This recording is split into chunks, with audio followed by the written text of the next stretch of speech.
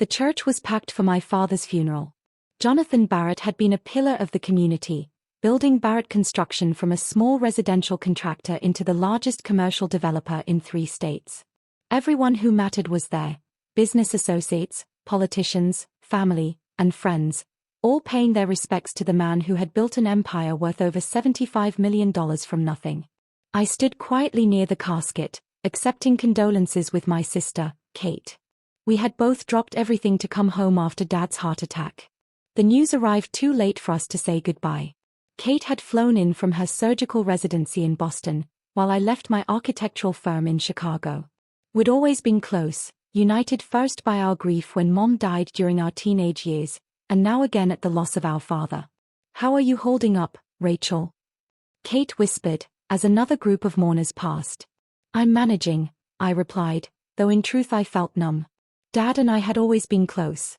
As the daughter who followed him into the construction industry, though as an architect rather than a developer, we shared a special bond. Kate squeezed my hand as our cousin Michael approached, his wife, Vanessa, at his side. Michael was Uncle Robert's son. He had been working at Barrett Construction since college. While Kate and I pursued our own careers, Michael positioned himself as Dad's right hand, and his apparent successor. "Rachel." "Kate." Michael embraced us with practiced sympathy. "Your father was like a second father to me.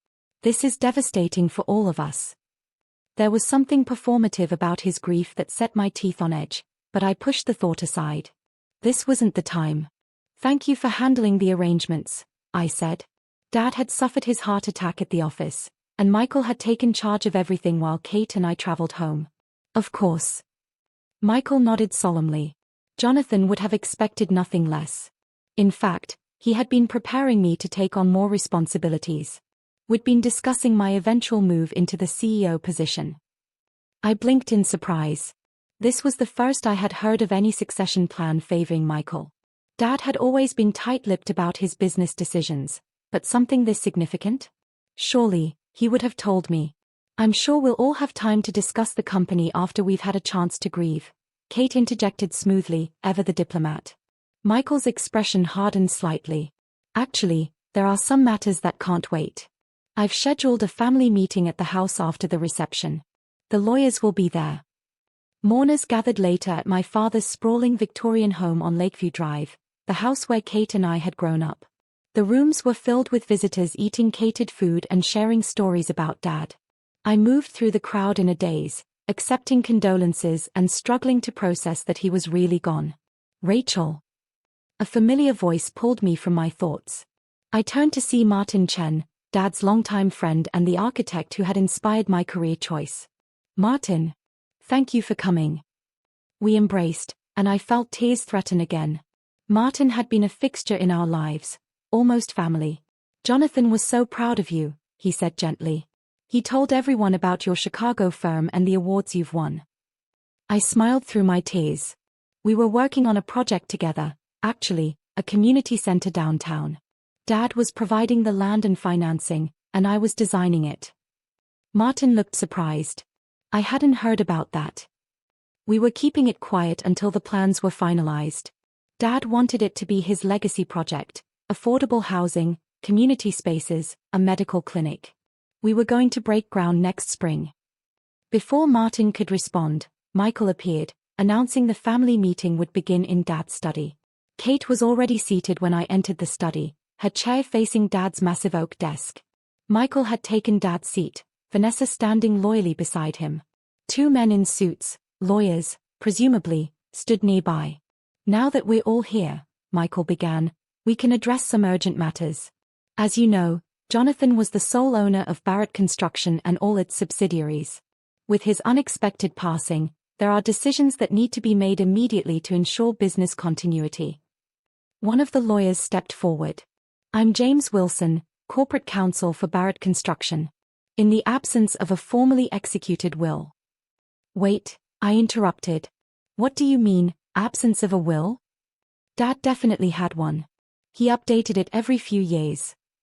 Michael cleared his throat. "Unfortunately, there was an accident last week. Jonathan had his estate documents out for review, and while there was a fire in the fireplace, a draft caught the papers. The will was destroyed. I stared at him in disbelief. And there were no copies with the lawyers, or anywhere else. Wilson explained, "Your father preferred to keep his personal affairs private. He kept the original in his home safe. We were scheduled to review it this coming week, but..." Kate leaned forward. "That doesn't make sense. Dad was meticulous about everything, especially legal matters." "Grief can be disorienting," Michael said, oozing false sympathy. "The important thing now is establishing interim leadership for the company. As Jonathan's closest male relative and senior executive, I'm prepared to step in as acting CEO until permanent arrangements are made." The second lawyer handed us folders. These interim management agreements authorize Michael to manage all Barrett family assets and business interests while the estate is settled. Without a will, this process could take time.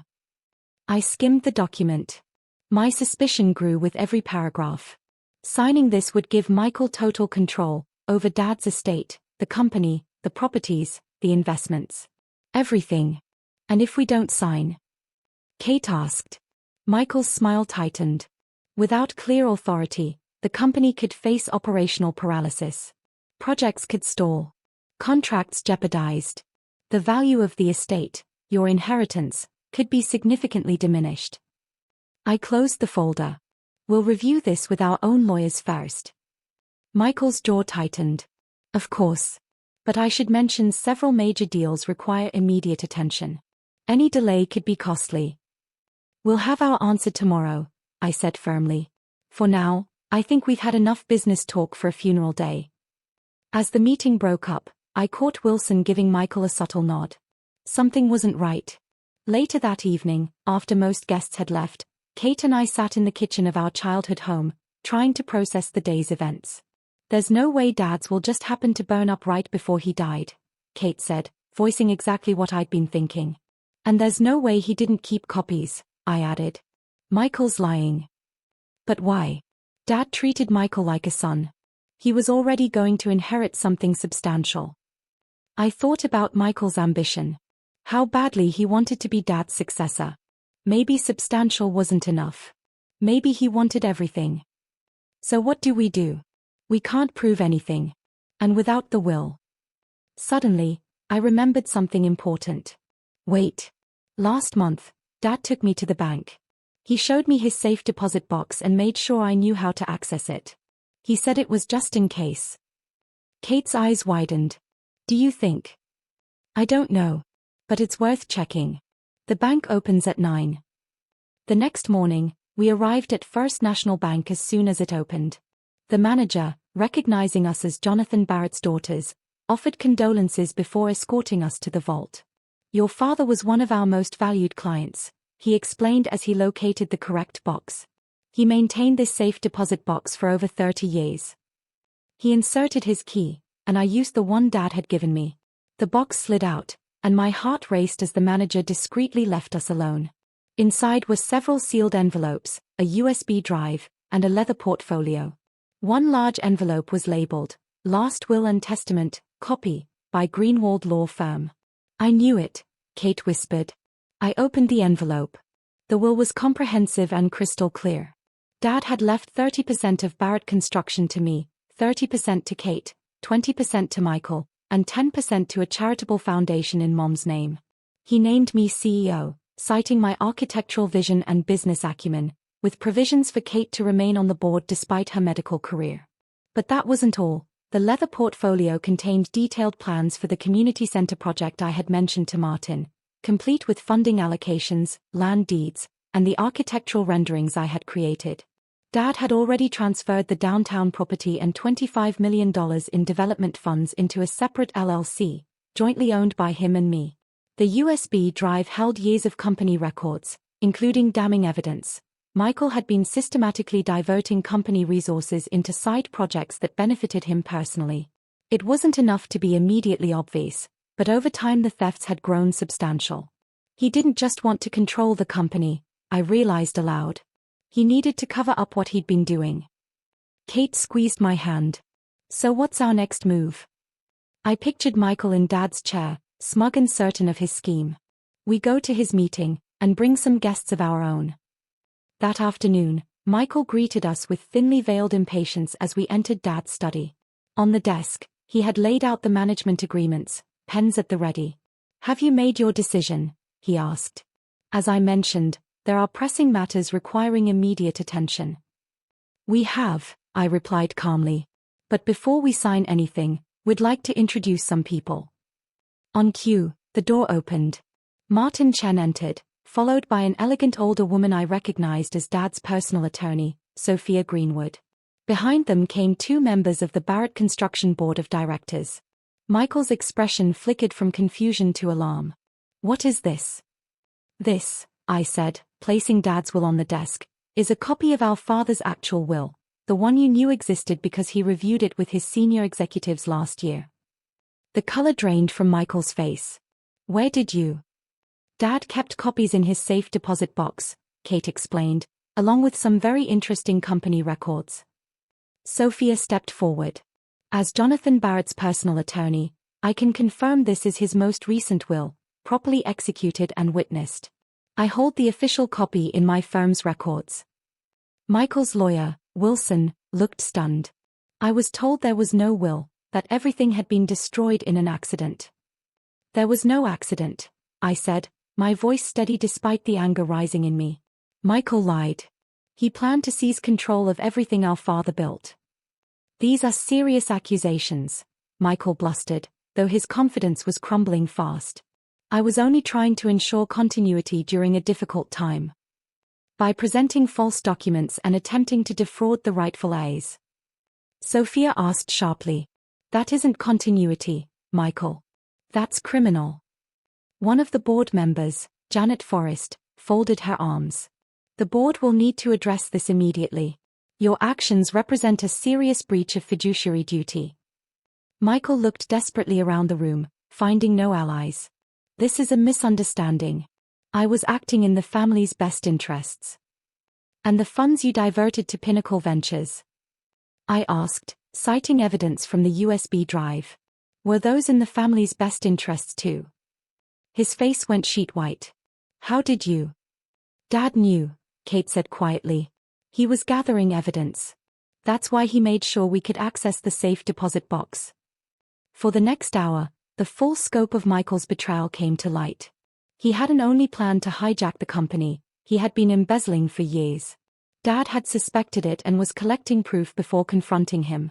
By the end of the meeting, Michael and his wife were escorted off the property by security. The board called an emergency session. Sophia began executing Dad's will. When the study was finally quiet again, I let my guard down. "I can't believe he would do this. Dad trusted him." Kate put her arm around me. "Dad also protected us against it. He made sure we had what we needed to expose the truth." I nodded, my gaze falling on the community center plans spread across the desk. "Dad's legacy project. Now mine to carry forward. What about the CEO position?" Kate asked. "Dad named you in the will, but you've got your firm in Chicago." I traced the outlines of the drawings with my fingertips. "I think it's time to come home. Dad built something important here. He trusted me to carry it forward." 1 month later, I stood on the vacant downtown lot where the Barrett Community Center would soon rise. Construction equipment was in place for the groundbreaking ceremony the next day. The project had expanded, affordable housing, a medical clinic, and now an educational center to train underprivileged youth in construction and architecture. Michael had been removed from the company and was facing criminal charges for embezzlement. He and Vanessa had left town, their carefully curated social standing in ruins. Kate had returned to Boston but planned to divide her time between her medical career and her board responsibilities. We had also discovered another piece of Dad's legacy, a medical research initiative in Mom's name, quietly funded at Kate's hospital. As the sun set over the skyline, peace washed over me. Dad had prepared us better than we ever realized, not just with assets and safeguards, but with values, vision, and the skills to continue what he started. "We're ready for tomorrow's ceremony, Miss Barrett," my project manager called from across the lot. "Thank you, David," I replied, taking one last look at the empty space that would soon become Dad's final gift to the community. "I think we're ready for everything now." In my pocket, the key to Dad's safe deposit box rested like a talisman. A reminder that the most important inheritance isn't money or property, but foresight, wisdom, and love, the things that endure long after someone is gone. Michael had been obsessed with control, blind to the truth. Dad's real wealth wasn't in dollars or deeds, but in the respect he owned, the relationships he nurtured, and the vision he left behind. Michael tried to steal an inheritance. But he could never touch Dad's true legacy, his belief that success means creating something lasting, something that changes lives. As I stood at the threshold of that future, I silently thanked my father for his final lesson. True legacy isn't measured in what we keep, it's measured in what we give.